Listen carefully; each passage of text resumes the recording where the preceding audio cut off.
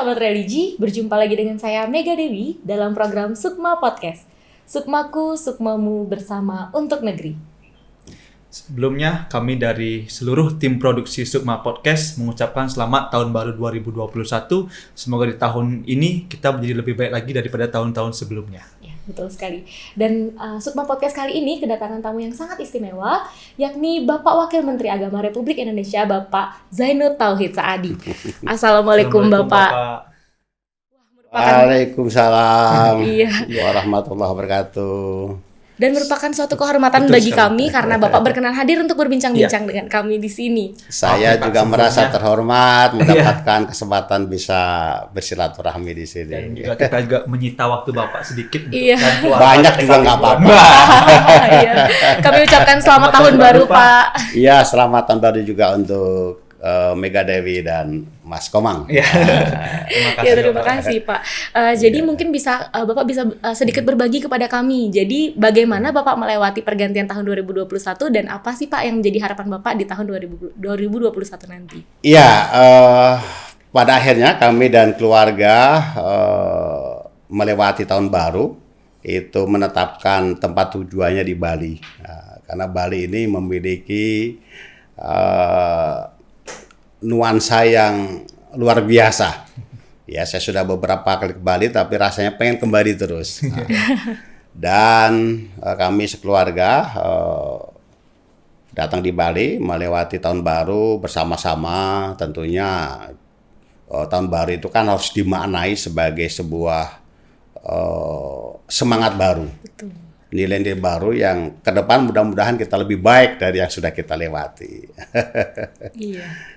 Nanti sangat benar-benar kita semua merasakan hal yang sama di tahun Iya, baru. betul Semoga sekali. di tahunnya lebih baik lagi, Pak. Iya, semoga ke depannya kita semuanya bisa lebih baik lagi, bisa lebih memiliki semangat ya, baru lagi dan pasti untuk kebaikan bagi masyarakat dan seluruh Pak, nah, negeri ini. Tanggal 3 Januari kan Kementerian Agama memperingati Hari Amal Bakti yang ke-75. Nah, Iya. kita nih sebagai generasi muda nih kadang masih juga bertanya kenapa disebutnya Hari Amal Bakti ya Kak Mega ya? Kenapa tidak hari ulang tahun begitu Pak? Kenapa disebut Hari Bakti, Hari Amal Bakti? Nah, mau sedikit penjelasan dari Bapak mengenai hal tersebut. Iya, saya mencoba untuk mencari literasi ya, literatur terkait kenapa kok menggunakan istilah Hari Amal Bakti, bukan hari ulang tahun. Saya tidak banyak menemukan, tapi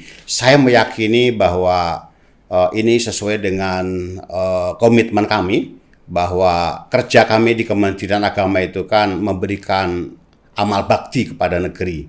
Sehingga ketika kita ingin melakukan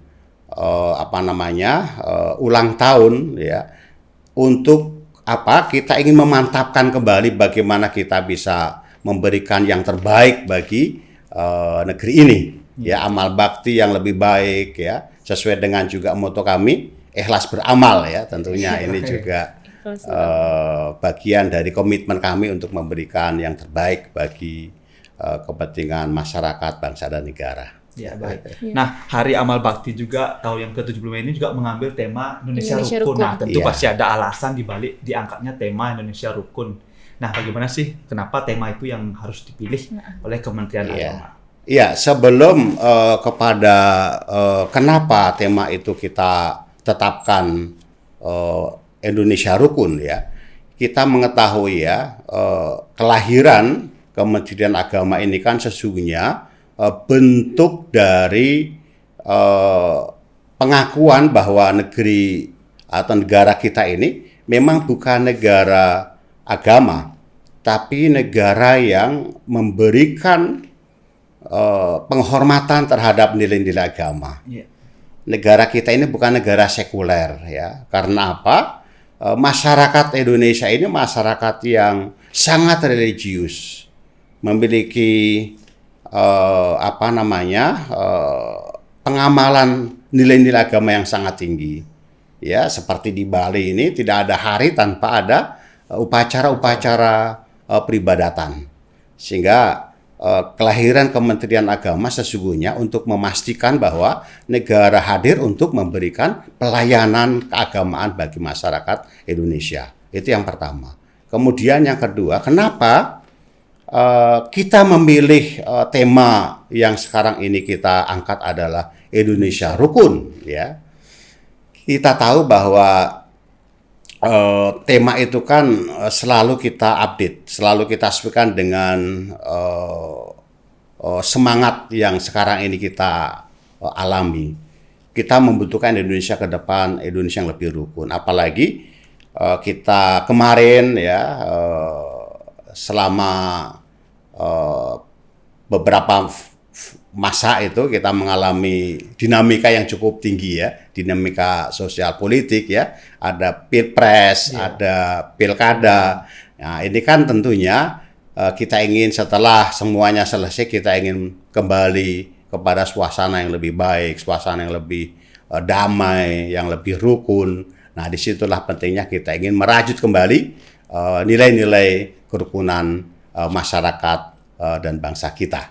Wah. Ya, itu salah satu alasannya. Sangat lengkap sekali ya jelaskan bagaimana ternyata tidak segampang itu mengangkat sebuah tema Indonesia Rukun. Ternyata banyak makna yang terkandung Betul. Dan tentunya dengan harapan Indonesia Rukun, ya.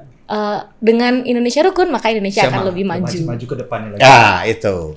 Ya karena apa? Memang kerukunan itu kan fondasi awal. Kita bisa membangun, kita bisa melakukan aktivitas, kita bisa membuat prestasi-prestasi itu kalau diawali dengan kerukunan. Nah, kerukunan itu juga terbangun karena apa? Adanya sikap toleransi, ya, sikap bagaimana kita saling menghargai, menghormati, gitu kan? Jadi itu yang penting. Apalagi yang perlu catat ini Mbak Mega dan Mas Komang, ya. Indonesia ini kan negara yang sangat plural. Indonesia ini negara yang majemuk, ya. Berbagai ragam adat istiadat, budaya, agama itu ada di Indonesia. Nah, kerukunan kan menjadi syarat bagaimana kita bisa hidup untuk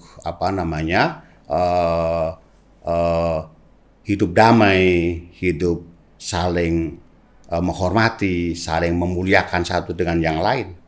Begitu ya. Karena apa? Kebinekaan itu bisa menjadi kekuatan. Ya, tapi juga bisa menjadi faktor yang memecah belah kita. Iya. Gitu kan? Nah, inilah pentingnya bagaimana dalam kehidupan yang beragam, kehidupan yang bineka itu kita tetap menjaga kerukunan umat beragama, kerukunan masyarakat kita.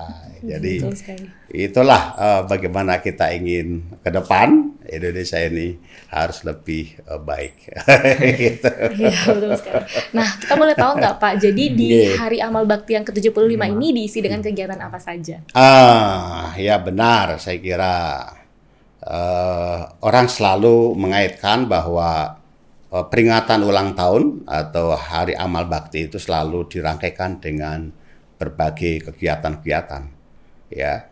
Tapi memang kita memahami bersama ya situasi pandemi yang sekarang kita alami ini masih belum selesai, ya, sehingga peringatan Hari Ulang Tahun atau Hari Amal Bakti ini tentunya kami akan sesuaikan dengan kondisi yang sekarang kita alami, ya, tidak mungkin dengan kegiatan-kegiatan ya yang berlebihan, tetap dengan kesederhanaan, tapi yang kesederhanaan itu bagaimana bisa melahirkan kehikmatan, ya, kita lebih melakukan refleksi, ya, melakukan perenungan ulang terkait dengan makna kehadiran kita.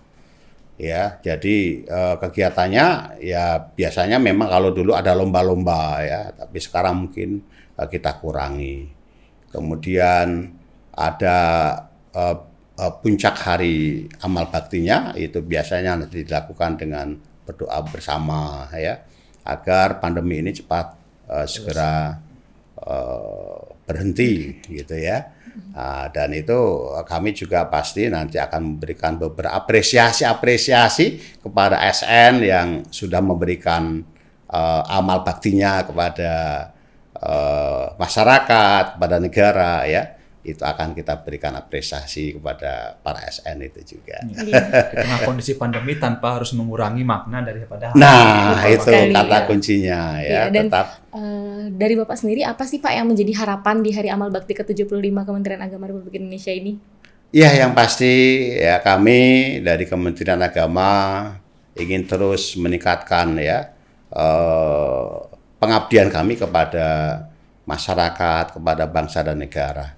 Ya, apa yang kemarin misalnya sudah kita lakukan dengan baik, tentunya ke depan harus lebih baik ya. Karena apa? Semangat pelayanan itu harus lebih diutamakan. Bapak Menteri Agama yang baru, Bapak Yakut Khalil Qomas, itu dalam sambutan awal ketika beliau dilantik, ada 3 hal yang menjadi prioritas ke depan. Yang pertama adalah tata kelola pemerintahan yang bersih, yang melayani, ya, yang memberikan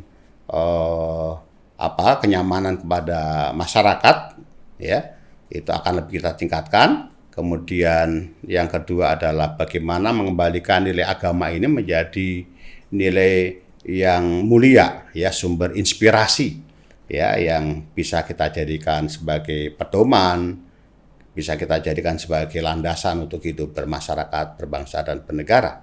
Dan yang ketiga adalah bagaimana kita menjaga kerukunan, ya, baik kerukunan antar umat beragama maupun antar masyarakat bangsa Indonesia. Iya, luar biasa sekali. Iya. Baik, tadi kita sudah membahas mengenai HAP ya Kak ya. Iya. Nah, mungkin saya mau ingin sedikit bertanya nih Pak mengenai Sukma Podcast ini. Oke. Jadi pertanyaan ini juga sebelumnya sempat kita tanyakan kepada Bapak Menteri Agama yang sebelumnya yakni Bapak Fahru Razi. Dan saat ini juga kami ingin berkesempatan untuk bertanya dengan Bapak juga. Mungkin Bapak bisa memberikan sedikit statement mengenai inovasi Sukma Podcast ini. Ya, ini ya, Sukma Podcast ini saya kira satu bentuk inovasi yang dilakukan oleh Ibu Kakanwil Bali ya. Saya kira ini sangat bagus ya, karena kita ingin bahwa untuk menyapa masyarakat, untuk memberikan pelayanan pada masyarakat itu kan harus lebih meningkat. Apalagi di era digital seperti sekarang ini. Sukma Podcast hadir itu saya kira sesuai dengan tuntutan masyarakat. Apalagi memang anak-anak milenial sekarang ini kan sukanya kan hal-hal yang lebih praktis ya, lebih enak begitu ya. Melalui Sukma Podcast ini saya kira pesan-pesan agama, pesan-pesan program-program dari Kementerian Agama itu bisa lebih diterima, ditangkap oleh masyarakat luas, khususnya generasi milenial kita. Jadi kami Kementerian Agama memberikan apresiasi kepada Ibu Kakanwil ya, Provinsi Bali yang sudah menginovasi ya program-program yang sangat baik ini. Baik, terima kasih sekali Pak. Nah, menyambung ya pembicaraan kita mengenai Ibu Komang. Nah, Ibu Komang ini tahun lalu, tahun 2020 telah membawa Kota Denpasar menuju WBBM. Nah, di tahun ini, giliran Ibu Komang berada di kursi Kanwil Kementerian Agama Provinsi Bali juga ingin membawa Kanwil ini menuju WBBM. Nah, bagaimana Bapak sedikit statement atau motivasi Bapak kepada Ibu Komang selaku Kak Kanwil dan juga jajaran tentunya di sini, Pak? Saya yakin Ibu Komang bisa. Pada jabatan yang dulu ketika beliau menjabat di Kakan Kemenak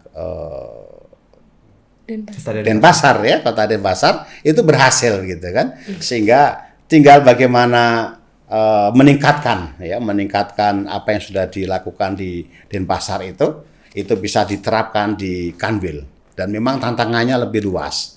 Tapi saya yakin dengan kesigapan beliau ya,